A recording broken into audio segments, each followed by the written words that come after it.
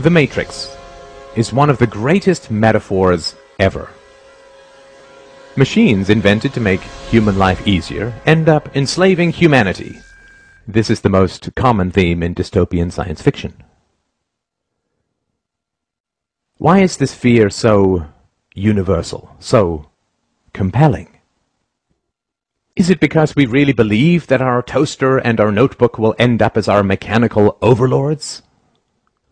Of course not. This is not a future that we fear, but a past that we are already living. Supposedly, governments were invented to make human life easier and safer, but governments always end up enslaving humanity. That which we create to, quote, serve us, ends up ruling us.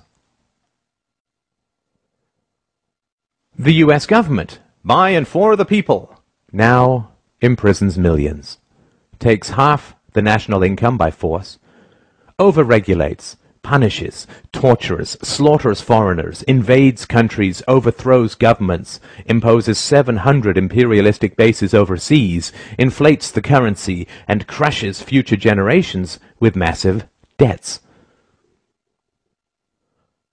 That which we create to serve us ends up ruling us. The problem with the state as servant thesis is that it is historically completely false, both empirically and logically.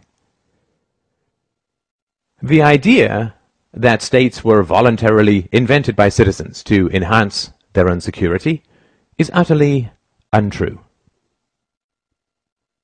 Before governments in tribal times, human beings could only produce what they consumed. There was no excess production of food or other resources. Thus there was no point owning slaves, because the slave could not produce any excess that could be stolen by the master. If a horse pulling a plow can only produce enough additional food to feed the horse, there's no point hunting, capturing, and breaking in a horse. However, when agricultural improvements allowed for the creation of excess crops, suddenly it became highly advantageous to own human beings. When cows began to provide excess milk and meat, owning cows became worthwhile. The earliest governments and empires were in fact a ruling class of slave hunters who understood that because human beings could produce more than they consumed, they were worth hunting, capturing, breaking in, and owning. The earliest Egyptian and Chinese empires were, in reality, human farms, where people were hunted, captured, domesticated, and owned like any other form of livestock. Due to technological and methodological improvements, the slaves produced enough excess that the labor involved in capturing and keeping them represented only a small subset of their total productivity. The ruling class, the farmers, kept a large portion of that excess while handing out gifts and payments to the brutalizing class, the police, slave hunters, and general sadists, and the propagandizing class, the priests, intellectuals, and artists. This situation continued for thousands of years, until the 16th to 17th centuries, when again, massive improvements in agricultural organization and technology created the second wave of excess productivity.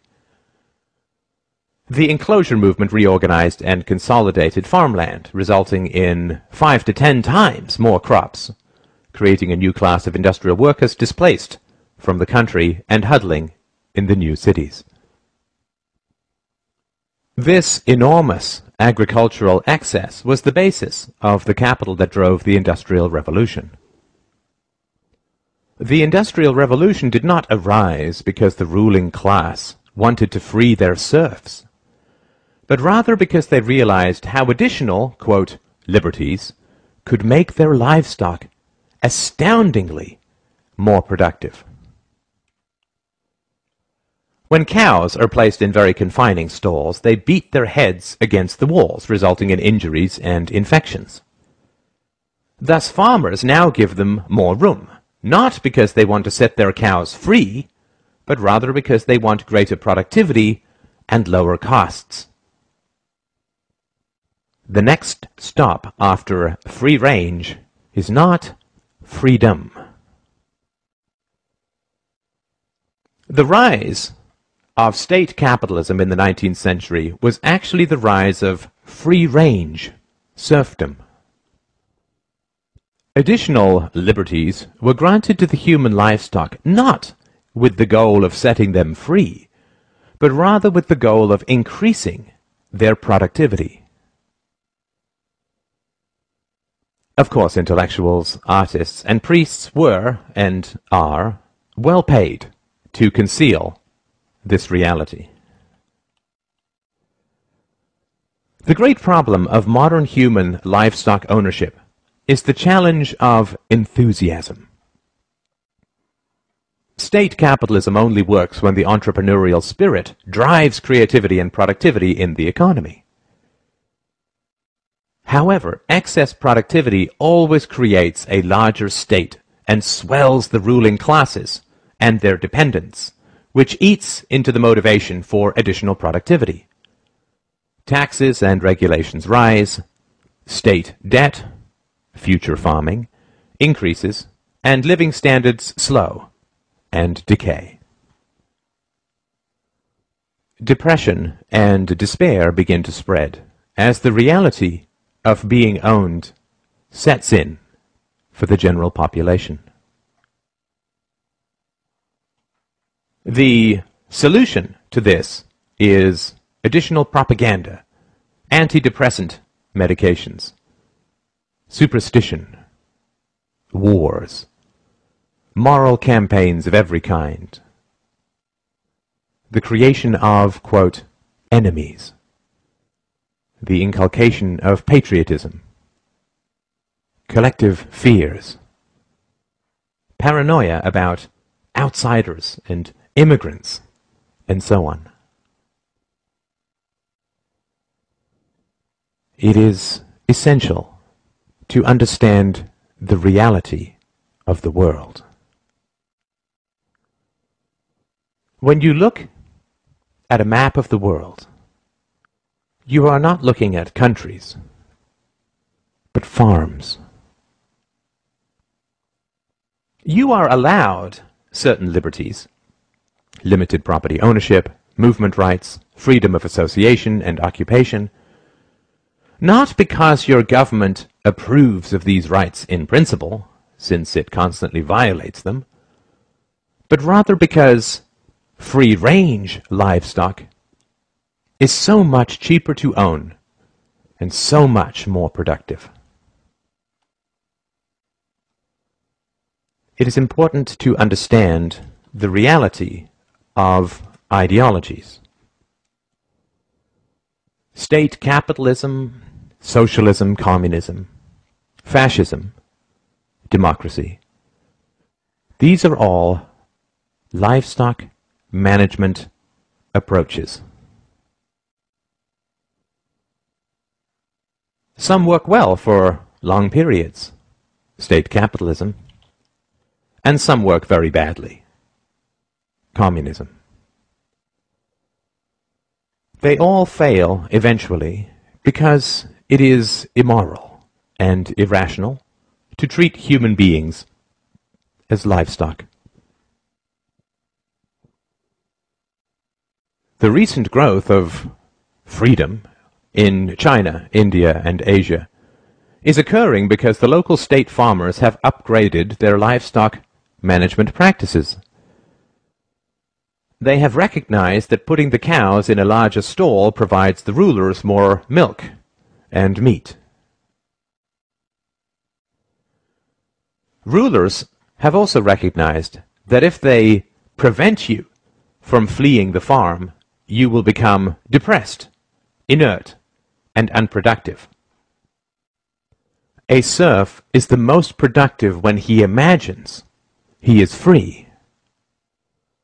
Thus your rulers must provide you the illusion of freedom in order to harvest you most effectively.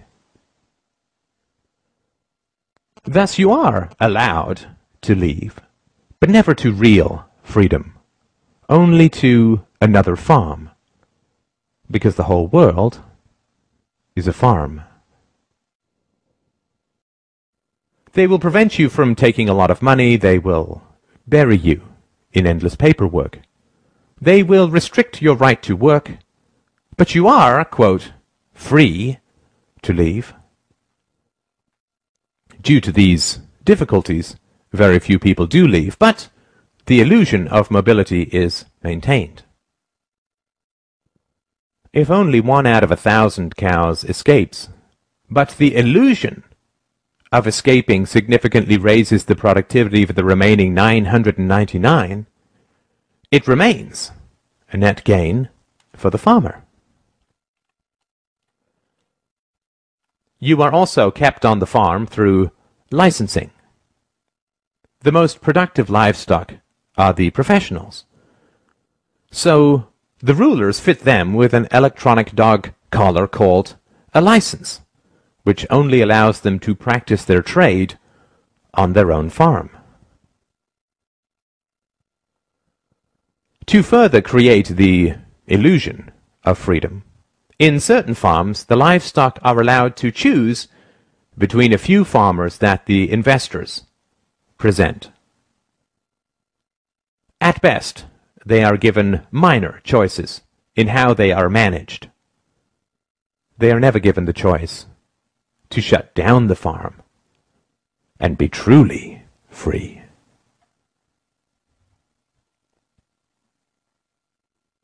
Government schools are indoctrination pens for livestock. They train children to, quote, love the farm and to fear true freedom and independence, and to attack anyone who questions the brutal reality of human ownership. Furthermore, they create jobs for the intellectuals that state propaganda so relies on.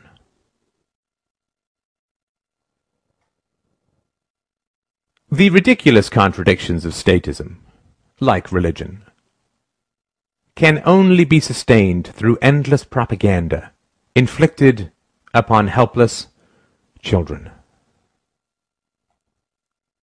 The idea that democracy and some sort of social contract justifies the brutal exercise of violent power over billions is patently ridiculous. If you say to a slave that his ancestors, quote, chose slavery, and therefore he is bound by their decisions, he will simply say, if slavery is a choice, then I choose not to be a slave. This is the most frightening statement for the ruling classes, which is why they train their slaves to attack anyone who dares speak it.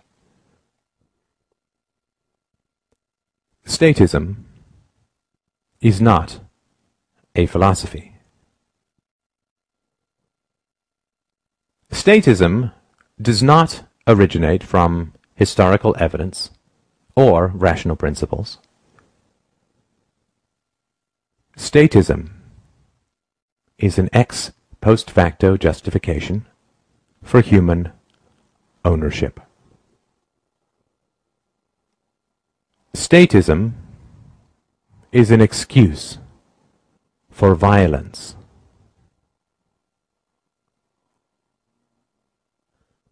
Statism is an ideology, and all ideologies are variations on human livestock management practices.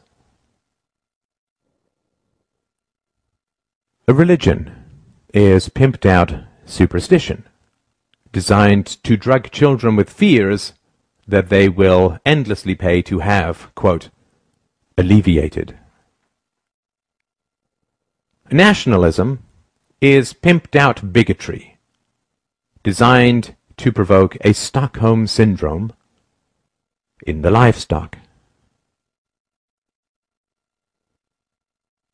The opposite of superstition is not another superstition, but the truth. The opposite of ideology is not a different ideology, but clear evidence and rational principles. The opposite of superstition and ideology, of statism, is philosophy. Reason and courage will set us free. You do not have to be livestock. Take the red pill. Wake up.